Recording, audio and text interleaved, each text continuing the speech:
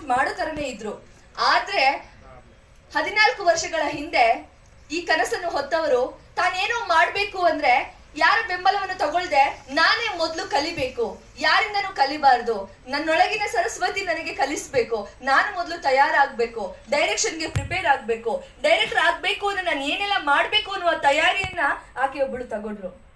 ನಂತರ ಒಂದು ಲ್ಯಾಬ್ ಅಲ್ಲಿ ಕೆಲಸ ಮಾಡಿದ್ರು, ಲ್ಯಾಬ್ ಅನ್ನ ಓಪನ್ ಮಾಡಿದ್ರು, ಅದರಿಂದ ಕೂಡ ಚೆನ್ನಾಗಿ ಪ್ರಾಫಿಟ್ ಬರ್ತಾ ಇತ್ತು. ಆದ್ರೂ ಕೂಡ ಒಳಗೊಂದು ಕನಸು ಅನ್ನೋದು ಇರುತ್ತಲ್ಲ, ಏನ್ ಮಾಡಕ್ಕಾಗುತ್ತೆ? ಇಂಡಸ್ಟ್ರಿಗೆ ಬಂದು ನಮ್ಮೆಲ್ಲರ ಹಣೆ ಬರನೇ ಇಷ್ಟು. ಒಂದು ಸರ್ತಿ ಸಿನಿಮಾ ಮಾಡ್ಬೇಕು ಅನ್ನುವ ಕನಸನ್ನ ಕಂಡ್ರೆ ಅದು ಕೊನೆಯ ತನಕ ನಮಗೆ ವಯಸ್ಸಾದ್ರೂ ಕೂಡ ಒಂದಾದ್ರೂ ಮಾಡ್ಬೋದಿತ್ತೇನೋ ಅನ್ನುವ ಪ್ರಶ್ನೆ ಕಾಡುತ್ತೆ. ಸರಿ, ಲ್ಯಾಬ್ ಕೆಲಸ ಆಯ್ತು, ಲ್ಯಾಬ್ ಅನ್ನು ಏನು ಮಾಡಕ್ಕಾಗ್ಲಿಲ್ಲ, ನನ್ಗೆ ಸಿನಿಮಾ ಕನಸೇ ಇಂಪಾರ್ಟೆಂಟ್ ಅನ್ನೋದನ್ನ ಅದನ್ನು ಬಿಟ್ರು. ಮದುವೆ ಆಯ್ತು. ಮದುವೆ ಅನ್ನೋದು ಸಣ್ಣ ಘಟ್ಟನ, ಜೊತೆಗೆ ನಮ್ಮ ಗಂಡಂದ್ರು ಅದಕ್ಕೆ ಸಪೋರ್ಟ್